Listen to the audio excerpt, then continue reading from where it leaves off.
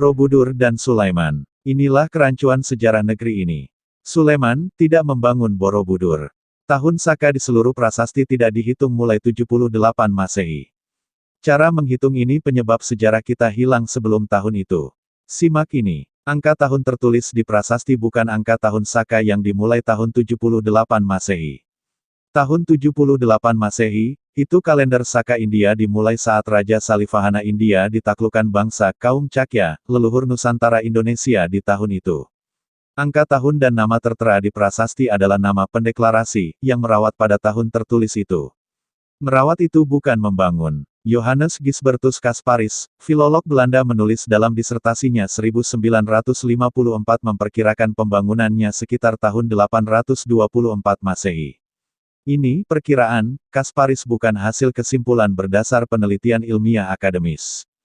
Jadi harus diklarifikasi. Kitab-kitab yang katanya mendasari desain rancang bangunan ini adalah Silpa Sastra dan Vastu Sastra dari India. Faktanya, semua kitab-kitab itu baru ada pada abad 5 Masehi, bangunan megah ini sudah ada sebelumnya. Relief dasarnya yang tidak diekspos terpublikasi dengan penamaan Karmawi Bangga ini menggunakan tafsir dari naskah Mahakarmawi Bangga, namun tidak sepenuhnya mengikuti naskah itu. Ini telaah dan kesimpulan Bernet Kempers 1970, 151 dan 1976.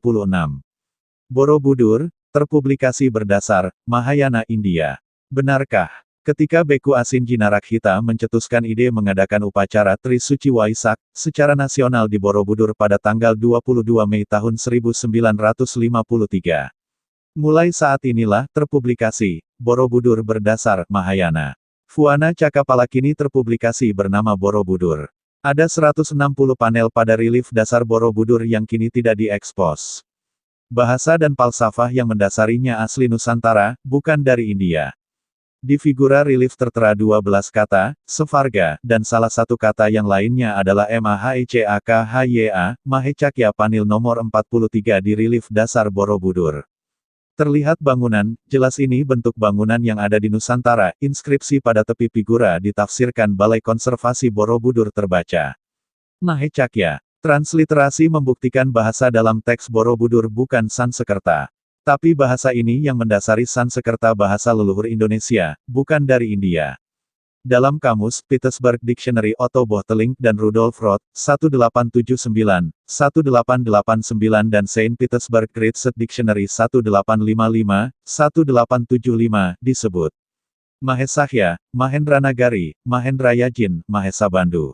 Harvard Kyoto Transliterasi, Mahecakya, menjadi Mahesakya, di Veltuis kata transkripsi, Mahe, mendapat imbuhan, Sakya, versi transmodern adalah Mahesakya, Mahesakya, dalam font IPA, Mehekj.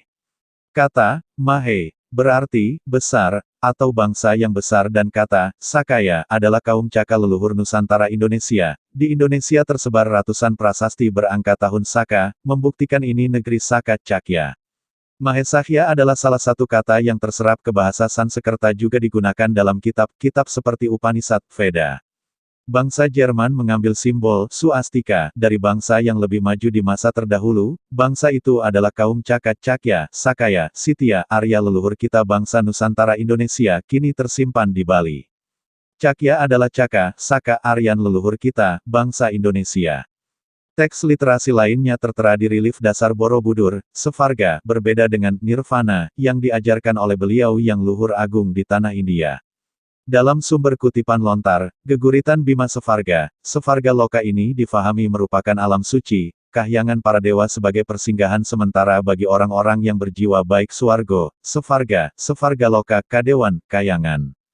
Leluhur bangsa Indonesia terdahulu para Brahman, disebut oleh sejarawan Eropa sebagai Brahmanism, adalah kaum Saka para Aryan membawa ajarannya, Dharmik original, keluar Nusantara sebelum Veda dituliskan.